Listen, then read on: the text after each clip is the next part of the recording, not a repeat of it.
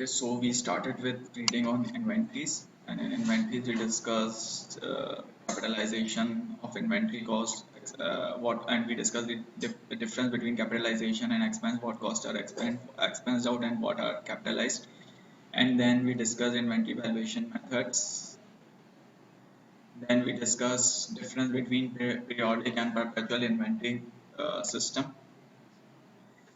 Now we are moving on with comparison of inventory valuation methods. So four methods which we discussed were FIFO, LIFO, weighted average cost, and specific identification. So if I assume that if I assume that prices of inventory or the cost of inventory are decreasing, or the prices of these goods are decreasing, or the inventory costs are decreasing.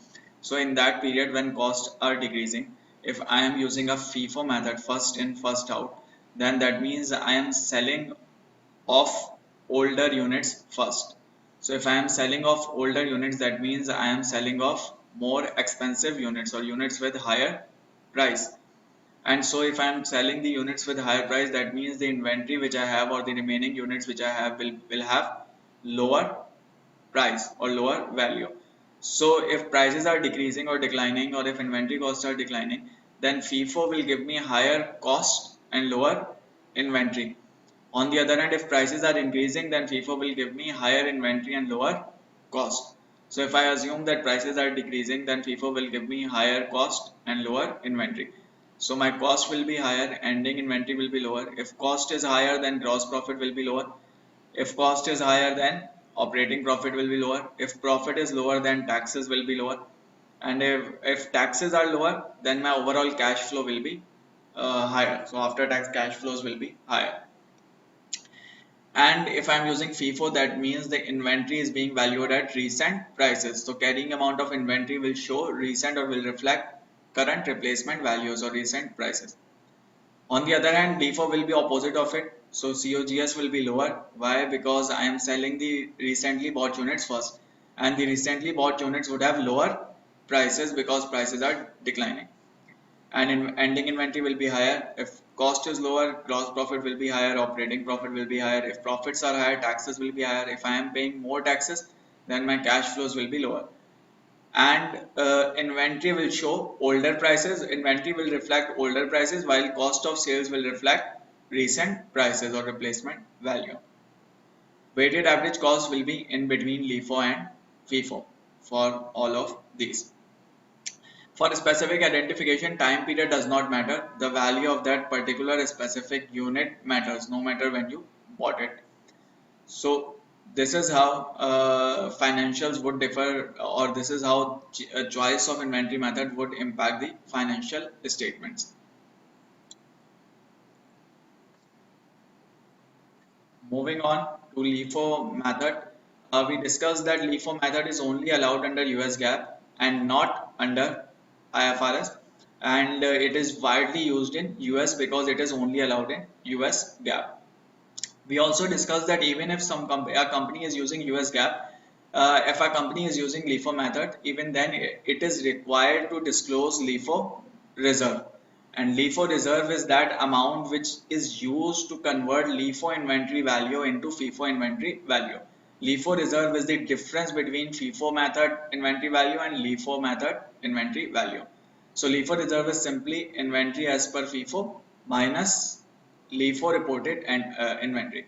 So the difference between these two is LIFO reserve. And companies, if a company is reporting inventory in LIFO method, it is required to disclose LIFO reserve so that users of statements can convert LIFO to FIFO or FIFO to LIFO. So if you have to convert inventory from LIFO to FIFO, you can easily convert it using LIFO reserve. If you have to convert COGS, that is if you have to convert cost of goods sold as per FIFO, you can again do it using LIFO reserve.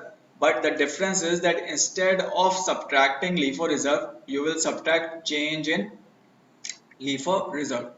And change in LIFO reserve means ending LIFO reserve minus beginning LIFO reserve. So you will take the increase in LIFO reserve and you will subtract that increase from LIFO reported cost of goods sold to arrive at FIFO cost of goods sold. So these two formulas are important. Make sure you remember it. We also discussed LIFO liquidation in last class, where we discussed that sometimes company may sell higher units than what it purchased. And when it is selling higher units than what it purchased, that means it is using some units from older inventory. And if it is using some units from older inventory, that is known as LIFO liquidation. So for example, let's say a company has 100 units, it purchased 40 units and it sold 60 units. So it now has 140 minus 60, which is 80 units.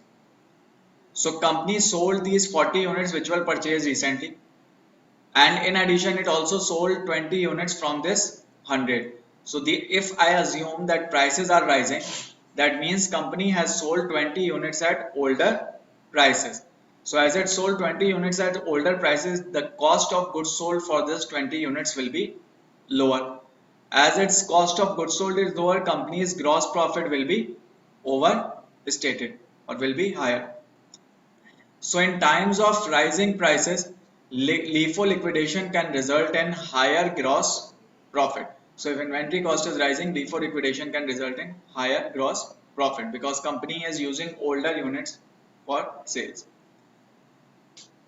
That can be one reason that company management might be motivated to inflate gross profit, and so it performs LIFO liquidation deliberately. Or other reasons can be maybe there are labor strikes at supplier, so you did not get to purchase inventory, so you used older inventory. Or maybe company has decided to reduce inventory in recession times, or it may be a manipulation by the management to inflate gross profit. So any of these reasons can be a reason. As an analyst, you need to find out what is actually the reason and how will it impact the future results or performance. Inventory method changes. So generally IFRS and US GAAP both require consistency, and they prefer consistency, but changes can happen in some situations. So IFRS says that changes are acceptable only if change increases the relevance and reliability of financial statements. If changing the method is adding to relevance and reliability, then you can change it, otherwise you cannot. And if you have changed the valuation method, then historical information should also be restated for all accounting periods presented for comparability. So you do not only keep it prospective, you keep it retrospective. That is, you have to restate past financial statements as well. So for example, if in your annual reports you are showing financial statements for last 3 years for comparison purposes, you are showing 2016, 17 and 18. So you should not only implement it in 2018, you should also restate 2017 statements for this change. You should also restate 2016 statements for this change. In addition, for all the previous periods, to capture the impact on all the previous period, you should make a change in beginning inventory in 2016. So you restate these statements completely, and for all the previous periods you adjust this inventory value to incorporate that change. Sometimes maybe it is impracticable to determine period specific effects or cumulative effects. Sometimes you are not able to estimate the effect of changes in method. In that case, if it is not practical to restate, or if it is not easy to estimate the changes, then this restatement can be exempted. Otherwise, if it can be estimated, then it should be estimated. That is IFRS. US GAAP says that company is required to explain reasons for why is new valuation method better than old one, and US tax regulations can sometimes restrict changes in inventory valuation methods and require permission from IRS. Another key point to notice that if company is changing from LIFO to any other, then retrospective restatement of inventory and retained earnings is required. Otherwise, if it is changing from any other to LIFO method, then retrospective is not required. It can just go with prospective application. That is, it can start following it from that year and onwards. instead of restating previous statement. So remember this differences as well. This is for IFRS and this is for US GAAP. Mostly these are same, and the general idea is that consistency is required under both, but changes can happen in rare situation. If changes happen, then you need to make appropriate disclosures and appropriate restatements. And restatement might not be required in all the cases, but when it is where it is required, you should restate. Moving on to inventory adjustments, that can inventory's value change? Can it go up or can it go down from its value on balance sheet? So yes, inventory's value can change. So how do you change it, or how do you record inventory? So remember that IFRS requires you to record inventory at net realizable value, and US GAAP requires you to record inventory at market value, lower of cost or market value, and IFRS requires that lower of cost or NRV. So what is NRV? NRV is simply estimated selling price minus cost necessary to get inventory in condition for sale. So if you take estimated selling price and if you subtract cost necessary to get inventory in condition for sale, that is known as NRV. If your NRV comes out to be lower than carrying value, then you should write down the inventory. Otherwise, you should keep it at the cost. Why? Because the requirement is lower of cost or net realizable value. Generally, if NRV is coming out to be lower, you should record it at NRV. If it is not coming out to be lower, you should record it at cost. But for agricultural products, remember, you can revalue inventory to even a higher value than the price at which you bought it. So the products for which you can revalue inventory to a higher price than its cost are agricultural products, minerals, and forest products, as we discussed in previous class as well. Otherwise, generally your value should not go higher than the value at which you bought it, or the cost at which you bought it. So NRV is estimated selling price minus cost required to bring inventory into sellable form.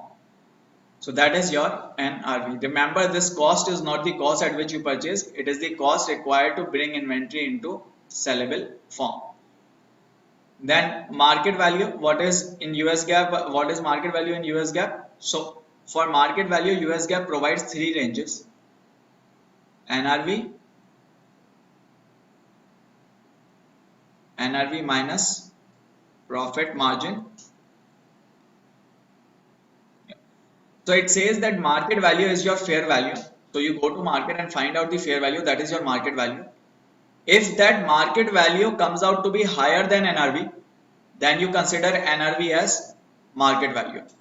If that market value comes out to be lower than NRV minus profit margin, then you consider NRV minus profit margin as market value. And if that market value falls within this range, then you consider that as market value. That means you will take market value or fair value, but that should not be higher than NRV and that should not be lower than NRV minus profit margin. This is the range that you should keep. This is the maximum value that you can take, and this is the minimum value that you should take. If it is in between, if market value falls in between this, then you should go with the market value. This is what US GAAP says.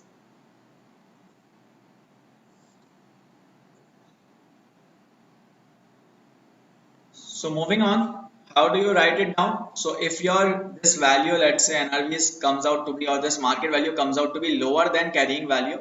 What is carrying value? Carrying value is value on balance sheet. So if this value, which is NRV or market value, comes out to be lower than value on balance sheet, which is carrying value, then you write down the inventory. So for example, on balance sheet value is 100, but your NRV comes out to be 60. So you will write down the inventory from 100 to 60. And when you go from 100 to 60, you are charging a loss of $40. And when you reduce inventory, what increases? Your cost of goods sold increases. So remember, inventory and cost of goods sold move in different directions. If inventory is decreasing, cost of goods sold will increase, and if cost of goods sold is decreasing, inventory will increase. So a loss in inventory value or a decrease in closing inventory would mean that you are selling a higher cost inventory, and an increase in closing inventory would mean you are selling a lower cost inventory. So these two move in opposite directions. So if you are writing down inventory, that will flow through your P&L through cost of good sold.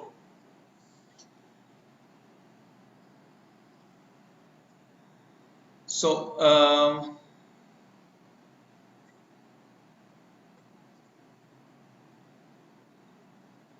yeah. So moving on. So when you write down the inventory, so when you have written down the inventory, then there is a chance that in future inventory's value can increase.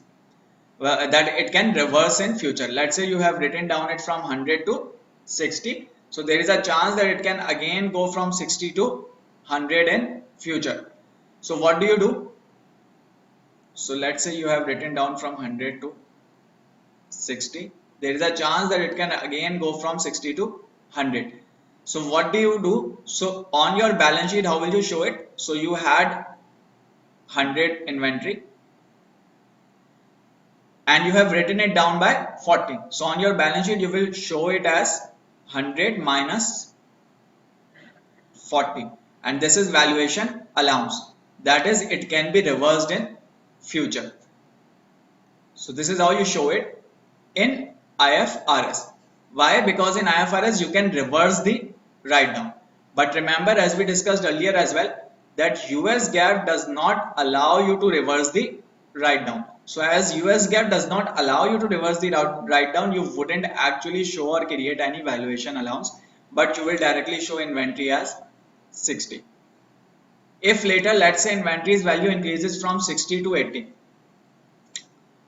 if it goes from 60 to 80, in IFRS, you will increase the value on balance sheet from 60 to 80. So on balance sheet, your value will become 80 under IFRS. But here in US GAAP, you will not increase the value, you will keep it as 60. Also, let's say that instead of 80, let's say that it goes up to 120. If it goes up to 120, you can reverse the write down, but you cannot take the value beyond $100. It cannot go higher than the initial cost. Why? Because the principal is lower of cost or an RV. So you can take it to cost, but not higher than cost. So if it goes to 120, on the balance sheet, you will show it as 100 and not 120 under IFRS. Under US GAAP, you will show it as 60 because once you have written it down, you cannot reverse the write down. Any problem so far? So valuation allowance will be zero. Yes, valuation allowance will turn 0 and your value will become 100. This valuation allowance is nothing but just to keep a track of how much write down have you made. Your inventory value is still 60. If you are asked about inventory value, that is 60. But how 60? Cost was 100, then written down was 40, and then inventory value is 60. So this is just to keep a track for reversing it in future. That is, in future, if you reverse the value, then you can reverse it by a maximum of $40, not beyond that. So 60, from 60, if it goes to 120, you can only reverse this write down. You cannot increase the value. So you cannot revalue to a higher value. You can only reverse write down. So this is just a write down reversal. In US GAAP, you cannot reverse the right now. This is the general scenario. But let's say if it is agricultural product or minerals or forest products, then you can record it at 120, and here you can again record it at 120. So that is how it works. So write down can be reversed. Amount of revaluation recognized as reduction. So when you revalue to a higher price, that is, for example, you reduced it to 60 from 100, you reduced it to 60, and now you are taking it again to 80. So this is a kind of gain. So if it is gain, it needs to go into P&L. So how do you take it into P&L? Again through cost of goods sold. In this case, you will reduce cost of goods sold. If it is a loss, you will increase cost of goods sold. If it is a gain, you will reduce cost of goods sold. So key point is that in US GAAP, reversal of write down in inventory is not allowed. These are some disclosure requirements which you can go through, that what are the requirements for disclosures with respect to inventory management. It would include amount of reversal, amount expensed out, policies used, total carrying amount, pledged amount, and all that. So you can just go through it once. Moving on to inventory ratios, effects on ratios if prices are rising. So what are the effects on ratios if prices are rising? So key point to notice that if prices are rising and you are using, let's, so if prices are rising and you are using FIFO, then that means you are selling older units first. So your COGS will be lower, your inventory will be higher, your gross profit will be lower, your operating profit will be lower, and your taxes will be higher. It will be opposite of this. This is how it will be if prices are rising, because first in first out would mean you are selling older units first. Older units means cheaper units. Cheaper units means your cost is lower. Gross profit, why would it be lower? It will be higher.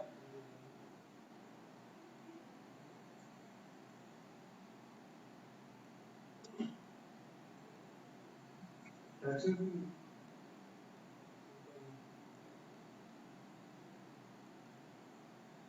Profit will be, cost will be lower, profit will be higher, and inventory will be higher. So the taxes will also.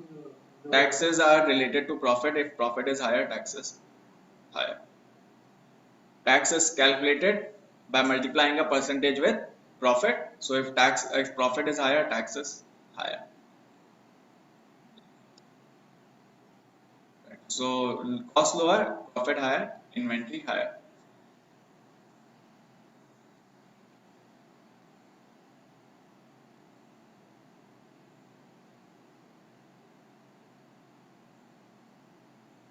So inventory turnover ratio would all be higher under the weighted average cost method, because the numerator would be higher and the denominator would be lower.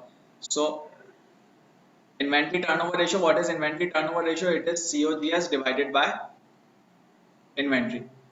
So if COGS is lower and inventory is higher, so this ratio of inventory turnover will be lower in FIFO and higher in LIFO and higher in weighted average cost compared to FIFO. The number of days inventory would be lower under this because the inventory ratios. What is number of days of inventory? Yes, so number of days of inventory is simply 365 divided by inventory turnover. So if inventory turnover is lower, then this ratio will be higher in FIFO. So number of days of inventory will be higher. So inventory turnover lower in FIFO, number of days of inventory higher in FIFO. Gross profit margin. So gross profit is higher and sales would be the same. So as gross profit is higher, FIFO gross profit margin will be higher. So gross profit margin higher in FIFO. Current ratios would all be lower under this. And so what is current ratio? Current ratio is current asset divided by current liabilities. Current asset includes inventory plus other current assets. If inventory is higher, so here in FIFO inventory is higher. If inventory is higher, current ratio will be higher. So for current ratio, higher in FIFO. Return on assets ratios would be lower under weighted average cost. Okay, return on asset.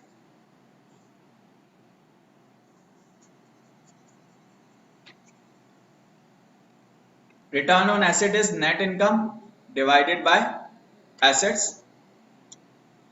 Net income is higher in FIFO. Assets are also higher in FIFO.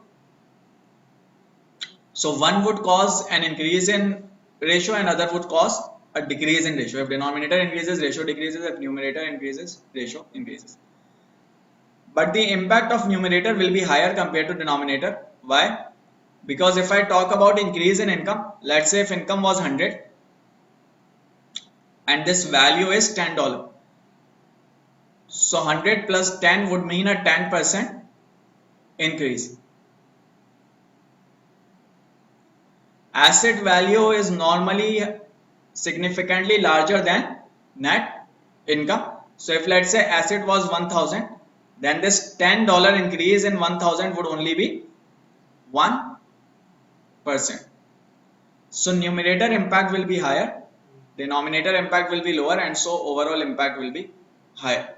So return on assets will be higher in FIFO again.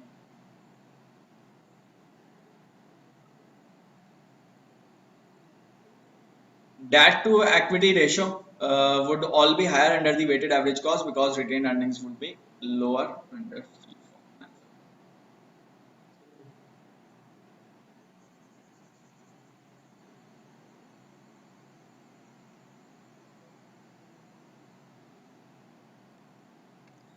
Debt to equity ratio. So debt is not changing.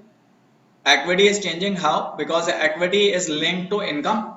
If income changes, retained earnings changes, and so equity will change. If profit is higher, net income will be higher. If net income is higher, retained earnings will be higher. If retained earnings are higher, equity will be higher. If equity is higher, debt to equity ratio will be lower. So in FIFO, debt to equity ratio will be lower in FIFO. So as long as you know these impacts, you should be able to analyze impact on any of the ratios you are asked for. These are some important ratios given here. So remember these. Apart from that, if you know this, then you should be able to find out impact on any ratios. Key point to remember is focus on if the prices are increasing or prices are decreasing. If prices are increasing, this will be the case. If prices are decreasing, it will be opposite of what we have mentioned here. So that is key point to note. Generally in your practice questions, you will see the scenario of prices increasing because this is generally the case that prices increase as we move into the future. Prices do not generally decrease. Sir, I have a question regarding the FIFO related question. Basically, right now we're comparing FIFO and LIFO method in the same way, right? Yes. But ऐसा question आ सकता है जहाँ पे you will have to compare FIFO method between two periods. Between Two periods. For समझ नहीं आया मुझे example, question. एक मंथ में FIFO है, अगले मंथ में जो FIFO उसका जो ग्रॉस प्रॉफिट रिपोर्ट होगा, let's say the sales got increased significantly. So what we assume that prices will continue to increase in the future, so that would mean that the gross profit would be lower. Question समझ नहीं आया मुझे क्या सवाल है. FIFO ही आप use करें 2 महीने में, right? So in January and Feb. So if sales aren't increasing that much, let's say assume the sales constant only, but if the prices are increasing, so that wouldn't that translate to the higher level inventory being put in next month February? क्यों? पहले आपने lower level report करी थी Q2 के नहीं तो आप revalue थोड़ी तो नहीं करेंगे ना inventory,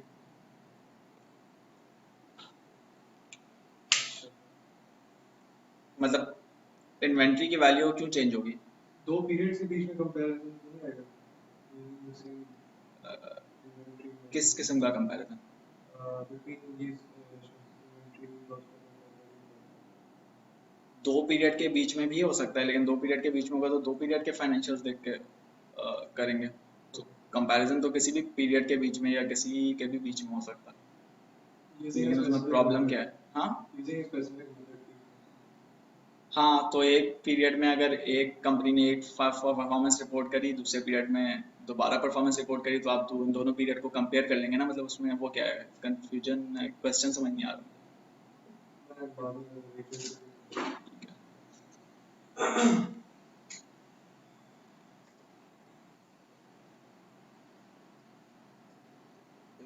So this is just a simple question which calculates financial ratios, which you can go through. The consolidated income statements and balance sheet are provided. Exhibit 3 financial note disclosures, inventory policies calculate. So they have provided you some data in this question, and based on that you can calculate the ratios. So simply inventory turnover, GP margin, number of days current, debt to equity, and all those. Then they have asked you, based on the answer to question 1, comment on the changes from 2007 to 2008. So from 2007 to 2008, your inventory turnover ratio has decreased. Inventory turnover ratio is cost of goods sold divided by inventory. So that means that over time your cost of goods sold has decreased and inventory has increased, which means you are selling lesser so you are piling up more inventory. So you are piling up more inventory, that's why it has decreased. Number of days of inventory has increased. As you are piling up inventory, that means you are converting inventory into sales on a delayed basis. So as you are delaying the conversion of inventory into sales, so your days have increased. Gross profit margin increase. Gross profit margin is gross profit divided by sales. As your cost of goods sold have decreased, so your gross profit has increased, and so gross profit margin has increased. Current ratio is almost constant. Debt to equity ratio increased. Why increased? Because debt to equity ratio is D divided by E. So debt is, assuming that debt is constant, then your increase in gross profit will lead to increase in net income. Increase in net income leads to increase in equity, so it should decrease. But it is still increasing, which means debt levels would have gone up. So numerator would have increased. Either numerator would have increased or company would have repurchased something or some stock or something, that your equity would have reduced further. Return on total assets. So you are making losses. So your net income divided by asset is negative, and it has gone further negative. So your GP increased, but still it has gone further negative. That can be due to two reasons. Either your assets have increased, or your some items between GP and net income have increased. That is, some expenses between GP and net income, some operational expenses have increased. So these can be the reasons. So simply you should be able to calculate ratios, and based on ratios you should be able to identify what might be happening within the company. Now they have asked you that if ALU had used the weighted average cost method instead of FIFO. So if it wasn't FIFO, then what would be the impact on reported cost of sales and inventory carrying amount? So if I assume that prices are increasing, if prices are increasing and if I am using FIFO, then my cost of goods sold will be lower and inventory will be higher. If I move away from FIFO, then my inventory will be lower and COGS will be higher. So that is the that is the impact which we would have. And what will be the directional impact on ratios? So simply directional impact can be found from this what we have just discussed. So based on that, we can identify which ratio will increase or which ratio will decrease as we move away from FIFO to weighted average cost. सवाल ऐसे ही कुछ था। अब हो गया clear? Yeah. सही. So if you all know the concept, you should be able to do any such questions or any such thing. Should not be a problem. But if you do not know the basic concept, then you will not be able to do any of these questions. Eric's used book store prepares its financial statements in accordance with IFRS. Inventory was purchased at £1 million and later marked down to 550,000. One of the books, however, was later discovered to be rare collectible item, and the inventory is now worth an estimated 3 million. So from 1 million you go to 1.55 million, and now you think that it is worth 3 million. Inventory is most likely reported on the balance sheet. So remember, as we discussed earlier, once you have written down, you can reverse the write down, but you cannot go beyond historic cost. So inventory is most likely reported on the balance sheet at 1 million. You cannot take it to 3 million because you bought it at 1 million. So maximum at which you can record it is 1 million. Friendo's pasta purchased inventory and later wrote it down.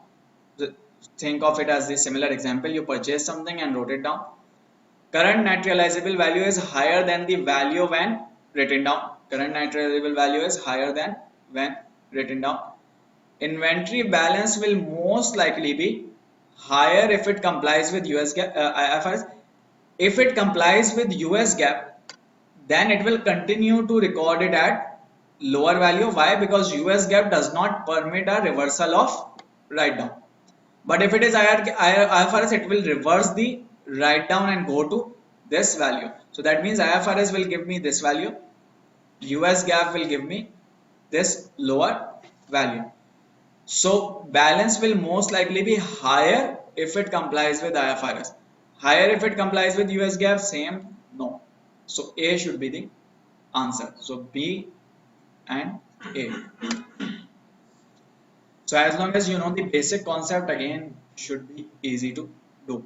Should not be a problem. But if you do not know the basic concept, then it can be a big problem.